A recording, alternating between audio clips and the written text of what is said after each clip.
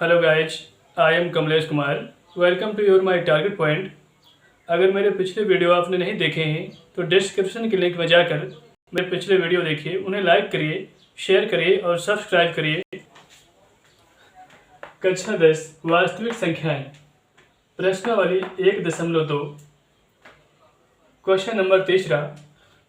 अभाज्य गुणनखंड विधि द्वारा निम्नलिखित पूर्णांकों के एलसीएम अर्थात लासा तथा एचसीएफ अर्थात मासा ज्ञात कीजिए।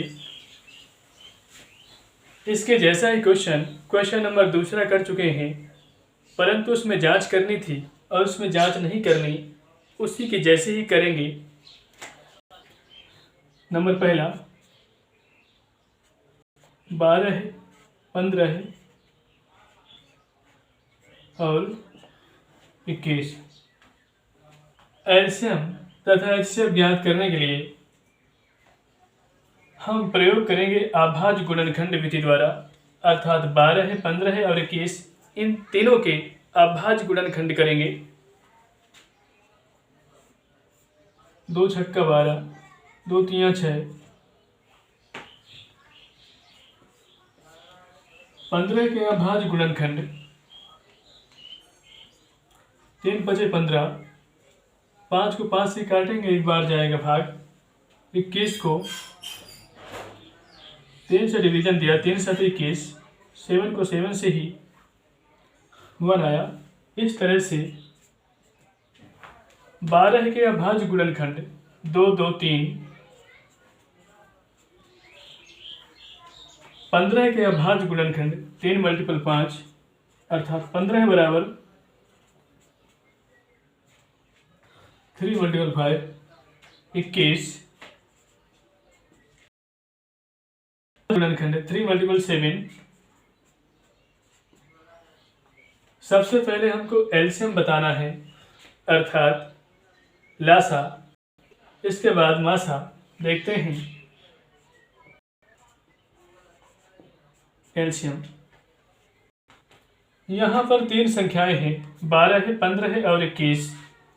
इन तीनों के अभाज्य गुणनखंड में संख्याएं देखेंगे। 12 में 2 है, 15 में 2 नहीं है, 21 में 2 नहीं है, अर्थात ये 2 ना ही इसमें है ना ही इसमें है, तो लिख लेते हैं। बात करते हैं इस 2 की। यह 2 इधर भी नहीं है और इधर भी नहीं है, अतः इसको भी लिखने पर। बात करते हैं 3 की, तो 3 इसमें है और इसमें है, अर्थात एक बार लिखेंगे। बात करते हैं 5 की, तो 5 इसमें नहीं है और ना ही इसमें है, 5 को भी लिखते हैं। बात करते हैं 7 की, तो 7 इस पर नहीं है ना ही इस पर है, 7 को भी लिखते हैं। अर्थात एलसीएम में वो अभाज्य गुणनखंड भी लिखते हैं जो सब में कॉमन नहीं होते, अर्थात सब में नहीं पाए जाते। जैसे 12 में 2, 15 में 2 नहीं पाया गया, 21 में 2 नहीं पाया गया, परंतु उनको लिखा गया है। 3 दूना 6, 6 दूनी 12, 12 पंचे 60, 6 सत्ते 42। एलसीएम आपका 420 आता है।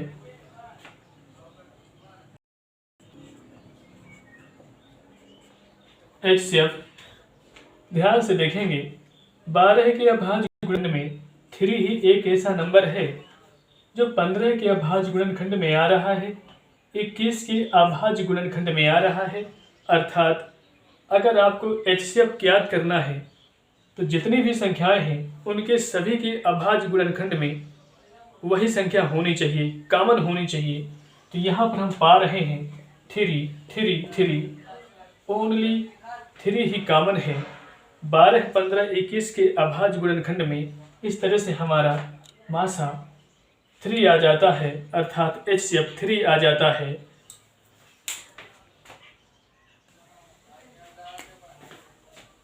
नंबर 2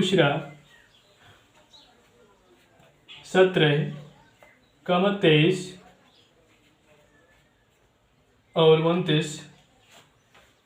हमें इनका भी एलसीएम और एचसीएफ ज्ञात करना है। 17 के अभाज्य गुणनखंड करेंगे। 17 को 17 से ही काटेंगे, एक बार जाएगा। 23 को 23 से ही, 29 को 29 से ही, क्योंकि ये सभी अभाज्य संख्याएं हैं। देखते हैं 17 के अभाज्य गुणनखंड 17 है। 23 के अभाज्य गुणनखंड 23, 29 के 29। हमें ज्ञात करना है सबसे पहले एलसीएम अर्थात लोवेस्ट कॉमन मल्टीपल। एलसीएम करने में हम ध्यान देते हैं अभाज्य गुणनखंडों में यदि संख्याएं कॉमन भी नहीं हैं अर्थात सब में नहीं पाई जाती, उनको भी लिखते हैं। 17 के अभाज्य गुणनखंड में 17 को देखते हैं, क्या 17 है? 23 के अभाज्य गुणनखंड में पाया गया, 29 के अभाज्य गुणनखंड में पाया गया नहीं, परंतु 17 को लिखेंगे क्योंकि हम एलसीएम ज्ञात कर रहे हैं, फाइंड कर रहे हैं। इसी तरह 23 ना ही इसमें है ना ही इसमें।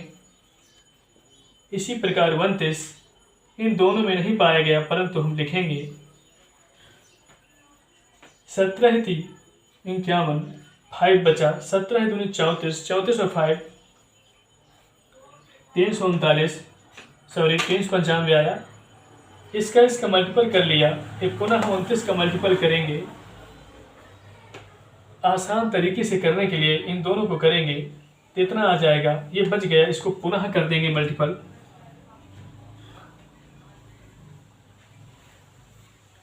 9 पन्ना 45, 5 आया,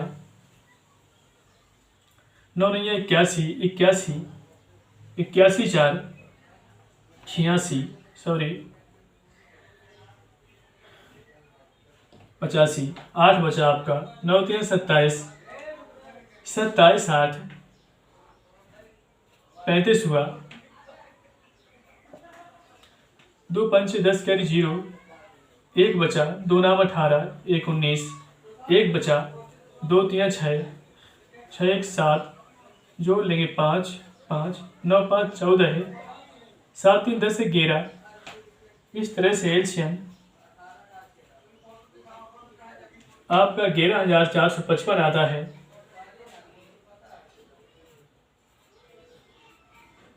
एचसीएफ देखेंगे।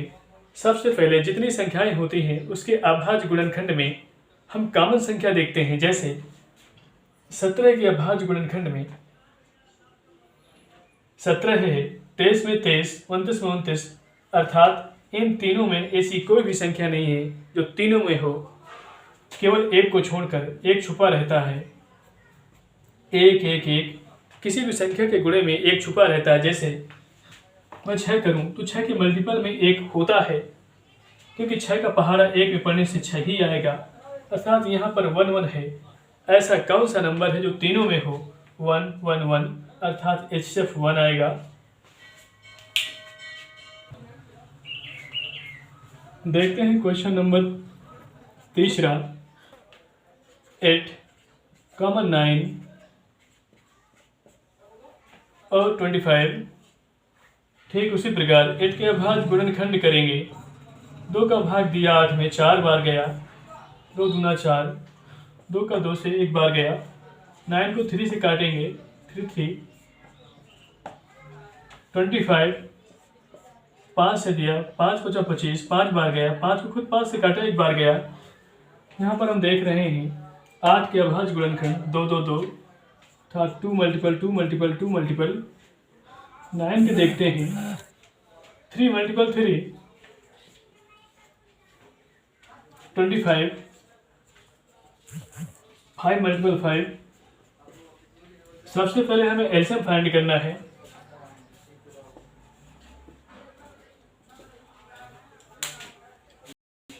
हमें तीनों संख्याओं के अभाज्य गुणनखंड में कॉमन संख्या भी देखना पड़ेगा और जो कॉमन नहीं हो रही है उनको भी लिखना पड़ेगा। हम बात करते हैं 8 के अभाज्य गुणनखंड में ये 2 इसमें नहीं आ रहा, ना ही इनमें आ रहा, परंतु इसको लिखेंगे क्योंकि हम एलसीएम ज्ञात कर रहे हैं। इसी प्रकार 2 इसमें नहीं है, ना ही इसमें है, 2 की बात करते हैं। 9 के अभाज्य गुणनखंड में 2 नहीं आ रहा, ना ही 25 के, परंतु पुनः 2 को लिखेंगे। ये दोनों 3 ना ही इसमें आ रहा है ना ही इसमें, डायरेक्ट लिखते हैं 3 मल्टीपल 3। बात करते हैं 5 की। 5 मल्टीपल 5 इन दोनों में नहीं आ रहा, परंतु दोनों को लिखेंगे क्योंकि हम एलसीएम ज्ञात कर रहे हैं। एलसीएम में जो संख्या कॉमन नहीं होती, उभयनिष्ठ नहीं होता, उसको भी लिखते हैं। 3 दूना 6, 6 दूनी 12, 12 दूनी 24। कुछ संख्याओं का मल्टीपल लेके मल्टीपल आसानी से कर सकते हैं, जैसे 3 दूना 6, 6 दूना 12, 12 दूनी 24। इसके बाद 5 5 25, 3 75। 24 और 75 का मल्टीपल करेंगे हम। 5 जो कि 20 कैरी 0, 2 बचा आपका। 5 दूनी 10, 10 2 12। 7 चौक 28 कैरी 8, 2 बचा। 7 दूनी 14 2 16। जोड़ते हैं 8 2 10, 6 1 7 1 8। आपका एलसीएम 1800 आ रहा है।